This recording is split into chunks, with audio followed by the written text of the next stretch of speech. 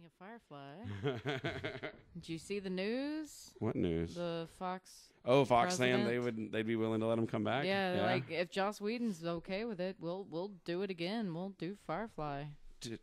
And people are like, so reboot? And it's like, no, don't ruin it. You can't do anything but say like 10 years in the future for that show at this point. Yeah, no, and somebody had a very someone actually wrote out an article, which was my response to what was the release of this information, and it was basically, don't give us that crew again. Give us another crew. It's a huge verse. Yeah. Just show us some more people and their struggles to make it and break it, or, fighting against the law or whatever. And it's just like, you've got tons of possibilities for characters. Yeah. Just grab somebody else. And bring them It just ends up sounding like a really bad, like, Chinese ripoff of the whole thing. It's like, Firefly, the name's already been taken. Let's do Sparkbird.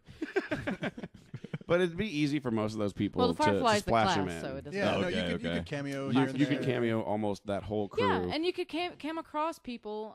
They come across Anara dying because she's supposed to be dying. Or the ghost of Wash. They could be haunted. No, they were saying, somebody suggested that because it has, I think it's been proven in canon story that Zoe is actually pregnant with her child at the end of Serenity. Oh. So they're like, because that's what the comic books have progressed with, is she has their child after all that happens in the comic books. So there's like, well, follow him as he's grown older. Say he's a teenager now and has his own ship or is getting buffed off onto a ship, and let's go with him and see what happens. Yeah. It's is that one a multiverse or just a universe? Just a universe. Just a universe. They still got almost an infinite amount of things they can still do. So, or it becomes Buffy 2 Space Vampire Slayer.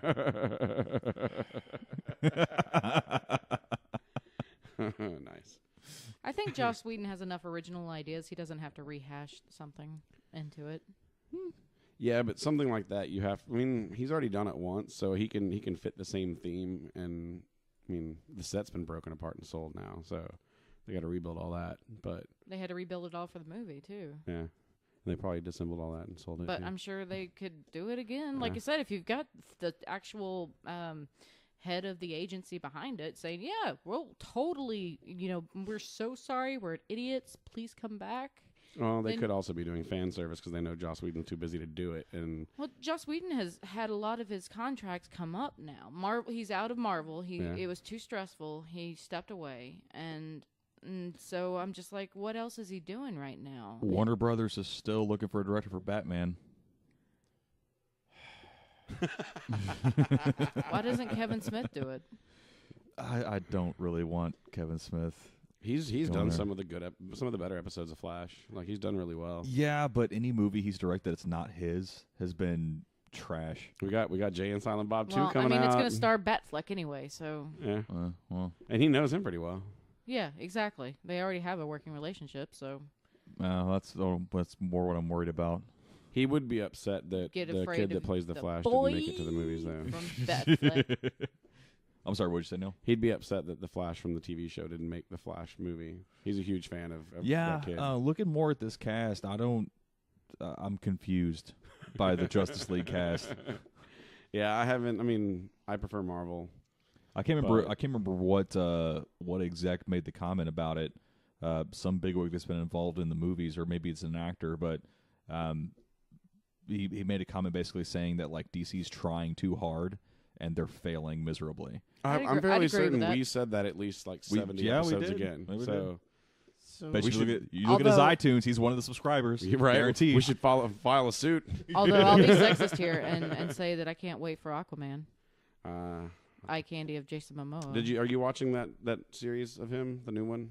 No. The Frontier Man one? No, I haven't, but I have it queued on my Netflix account. I've downloaded it. And because I saw him test throwing axes at some point while drinking beer, and it was just like, huh? How?